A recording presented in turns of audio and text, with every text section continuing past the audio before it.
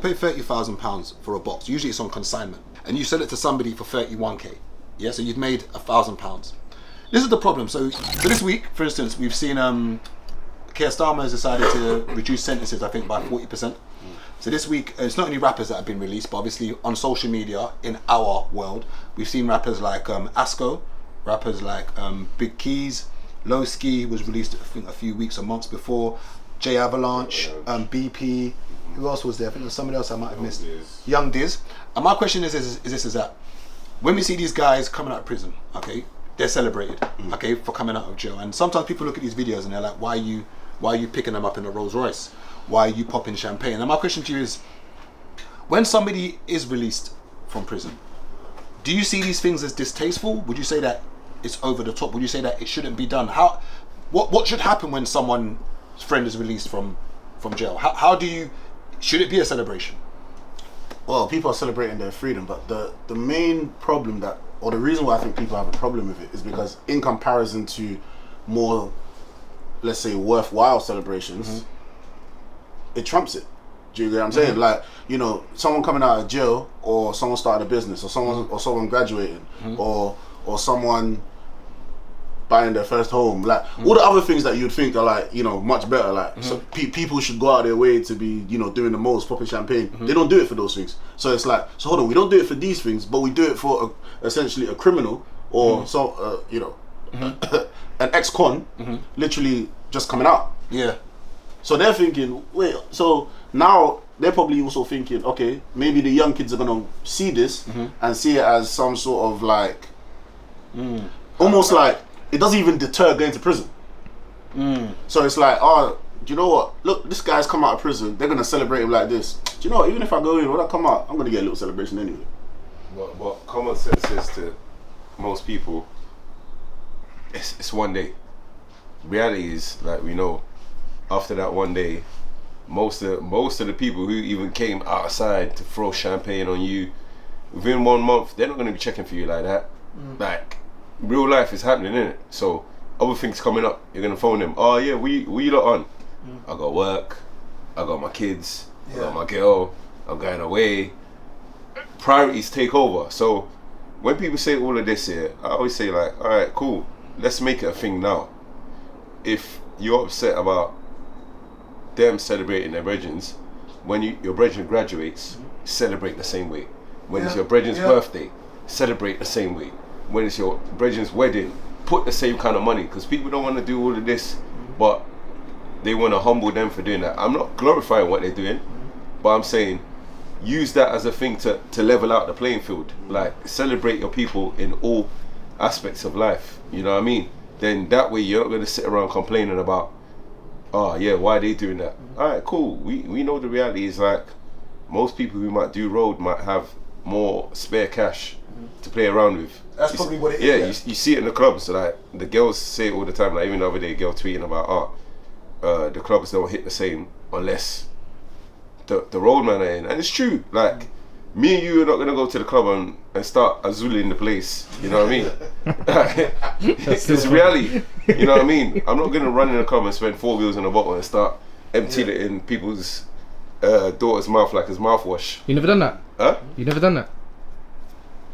When I used to drink, but I don't drink no more. Why does act like he's some Bro, I don't drink no more. But you also, have you done it in the past? Yeah, I said when I used to drink. I said I don't drink no more. So I'm not going to go finance no one's enjoyment. I'm not doing that. You Azul in the place. Huh? Have you ever Azul the place? You with the bell on top. Yeah, Casa Azul. Yeah, we've done that in the past. But yeah, back to what you were saying, like, even before the camera clicked out about people love to be associated with badness, like like LeBron James. But he's lucky that the clip cut out. He's lucky because he said it was Kobe Bryant. I was like, bro, Kobe Bryant logged into Twitter from the afterlife. You're a very lucky guy, boy. The camera saved you.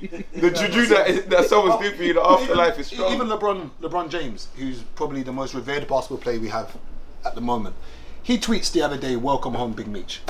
And for those who don't know who Big Meech was, he was a drug dealer back in the day who basically went to jail. He was like a big kingpin.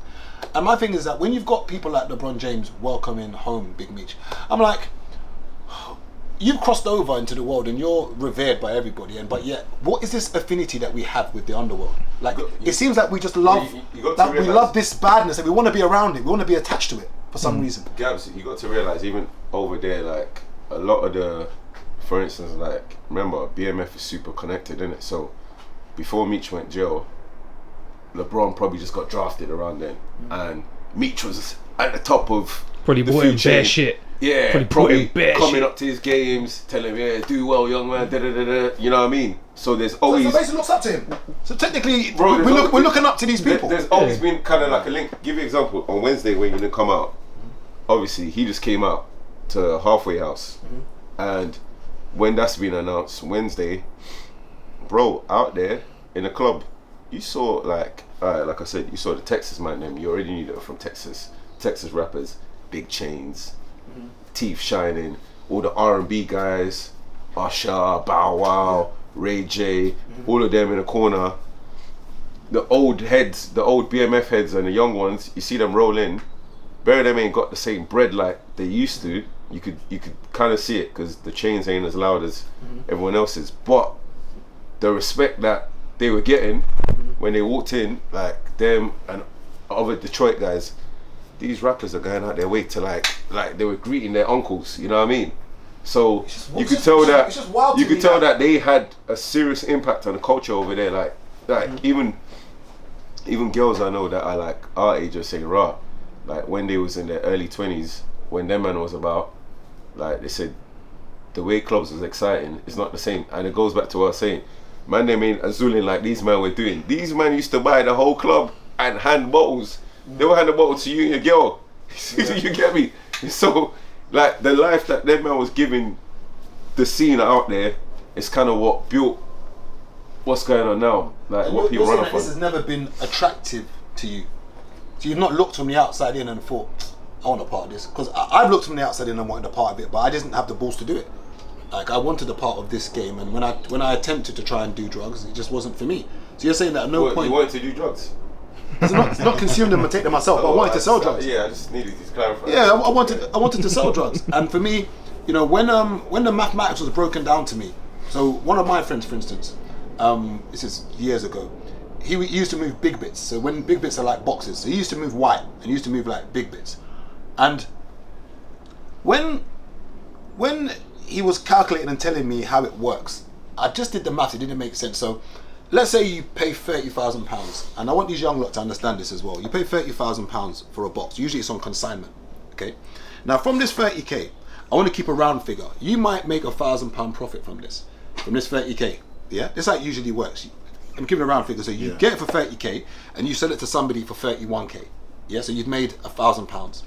This is the problem. So this guy might pick up 10 of them. Yeah, which is 300 grand. Yeah. Yeah. Now he's going to make £1,000 with each of them. So a 10k margin. 10k margin. So you're making 10k profit. This is the problem. If one of those goes missing, You're in debt. You're done up. Yeah. and this is what because my friend was doing weed at the time. Okay, so when he kind of told me what I need to do, my game was just to drop this stuff somewhere, and he would give me £400 for dropping it there. Okay, so when I said to him, just out of curiosity, what happens if this? Let's say I get stopped by the police and you know the drugs go missing, or let's say something goes wrong. I goes, what happens to that drugs? He goes, oh, you need to pay it back. So when I sat there, I said, so I'm gonna make £400 for just dropping this one journey. So the game was that I did this basically, I think it was twice a week. So I'd make £800 a week from just driving somewhere for an hour. When I broke down the maths and I said, if I lose this, The risk to reward. if I lose this one box of weed, You're gonna take 10 months to pay back. Yeah, basically. and this is what some of the younger lot are not. I know it's, and once again, live your life. I'm not talking to the ones that are already doing it, because you're too far gone. Wait. But you said box a week for how much? No. So the box of weed back then, I think it was paying like 5.5 or 6k. It was something like 5.5, 6 grand. I was thinking, right, man said. No, I said my mate was saying white. Ah, yeah. I was talking about baffled. weed. I was like, whoa. Yeah. So at that particular point, when all I had to do was drive, that thing somewhere, and I'd get £400. Weeds. But when I calculated what I was going to be making from that, that's where it didn't make sense to me. And I'm saying, you're saying that at no given point, so would you say that your circles wasn't in that direction? Yeah, I'd say so. I mean, probably upbringing. You're from Peckham. Yeah, I'm from Peckham. Like, I know everyone. Do you get what I mean? There you go. I went to school in Peckham. So my thing is, though, so it just did not interest you at all. Nah, because the outcomes never made sense. To me, I look at things holistically. Now, if that's by the grace of God, then that's where it is. Or if it's upbringing and discipline, then that's where it is. But that's how I look at things. And I always used to ask myself, so hold on. Let's see what we see. Like, what entices people? Or you see some guy in clothing and cars. Is that it? Clothing and cars. He can make all the money in the world. He's not going to buy a yard. He's never going to be able to be free. And then he's going to die by a certain age. He's always going to be looking over his shoulder. So it didn't make sense. And I wasn't the type of person, like, in my head, it's like, so wait, you're going to risk your life to make another family rich? What, you're buying designers? That's just another family name that you're pumping money into for all this anyway. Then what, you're trying to impress girls? It can't be worth it. There's got to be other ways that's going to make more money than this. There's no pussy in jail. I just think that... The ones when that man went and filmed it, innit? I just think that... I think one day we have to uncover that affinity to the dark side. That Culture. We tend to have. And I think it only seems to be a certain demographic that actually praise this, and we want it. It's because you see And it I think a lot, it's innit? music. I think, and I hate using hip hop music, but it's almost like the two are merged together. Like, you'll have like the biggest drug dealer will want to attach himself to hip hop, and then maybe raps, and then it's like it's almost merged together. That if you're a drug dealer, you rap, and then it's like, and obviously there are other sects to hip hop music. It's not just the gangster rap. I think you said the other day that Scarface. He said it recently. He said Scarface wouldn't have been as big as it was if it wasn't for hip hop. He's like, hip hop was what made Scarface big, because when the film originally came out, it wasn't getting no love, but it was hip hop that pushed it to where it is. Remember a point in the hotel the other day that we walked past where my man was with a chainsaw. Yeah, but literally it was hip hop that made the film to what it was. If it came out normal, let's say like back then, let's say if Scarface came out 10 years before, it wouldn't have had the same impact. I wonder, is that the case? I don't know. I don't know enough about that underworld to know. It was the culture that pushed it. Yeah. Because even when we look at, you can say something. Yeah. You know the funny thing is, you know all these people that do stuff like this, they have the right tendencies and the right skills to be great business people. They just their energy is just into the wrong thing. Because like what you were saying, right? That person that had that mind to say, right, I'm gonna be the wholesaler rather than the actual franchisee. That's someone that understands wholesale business. Now obviously transferable skills. yeah, like literally there's a lot of transferable skills. Those same people, it's like, okay, cool, so you understand how to, first of all, how to purchase a product, how to then, transfer the product. You understand logistics, because you got to get from point A to point B without getting caught. Yeah. Now imagine you were doing something where you can move from point A to point B without worrying about being caught. Yeah. Then, go on, I'll let you finish. yeah. Then you've understood. Okay, cool. Demand and supply. You've understood location. Which locations to even set up shop? Which demographic? Like you've done everything that a business owner does. Yeah. You're just playing with your life and what you're doing. All you need to now do is like, right, you know how to sell, because obviously you got to convince people. See, you're even selling in secret. Do you get what I'm saying? You can't even run ads. You can't even market. Do you know what I mean? No, they do run ads, but it's just like broadcast messages technically. Yeah. But do you know what I mean? You're even advertising in secret. How much more if you could do something that was also profitable and it didn't have to be in secret? Because what, you got to the wrong person, try to sell them something, that might be an undie, you're done. Done. But the thing is, that We saw a man do that and it ended up on front page. And they say it's for money, right? So if you were to show them, look, you're saying you want to do this for bread. Here's a way that you could put all of those skills, everything that you've got, into something that you could actually have the bread and keep the bread without your life being at risk. But I think I was gonna say, 'cause it's not just for money though, because let's say I was wholesaling pencils, right? There's nothing cool about wholesaling pencils, but I could be multi-millionaire off of wholesaling pencils. Right. Yeah, exactly. It's cool to sell drugs. Yeah, but at the end of the day, I'm not cool. I want to be cool, bro. If I tell a girl, for example, right? You want to be rapping Africa Big Beach. Yeah, it's cool. Exactly. There's nothing cool about selling pencils. I remember bro. one time growing up, it was actually not cool to have a job. I remember there were certain groups I was in. It's not cool, Where like, bro. was like, well, you got a job. Where you're working for someone. Like, I'll never forget that. You could be Like, making more money. You like, could be making more money. Like, you get up in the morning, like you get up, like you got to set an alarm. You put your uniform on, and your baggy trousers. I'm sending dope And straight off my iPhone. Everyone, That's cold. I'm selling pencils to the off license. That's not sick, bro. That's not cool. That's not cool. That's not cool. That's not cool. But you see, it's again cool to who? Because when you just move the bitches, bro. It's the and your environment. And your environment. Your environment. It's actually cool to your environment. There's another guy here that you say that, oh, you've got 100 bags. He says, oh, but I spent that on a whip yesterday. What are you talking about 100 bags? There's another guy, oh, I spent 10 million. Yeah, but I got a jet. There's another guy, I got a yacht. it's like, did you see the other day, the youths, the crypto youths, the one in America? So, remember my Reggie when I had it in Miami?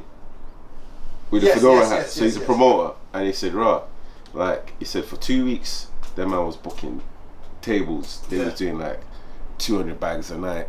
They was going dumb. He said, right, he was watching that man hand girls Birkins in the club.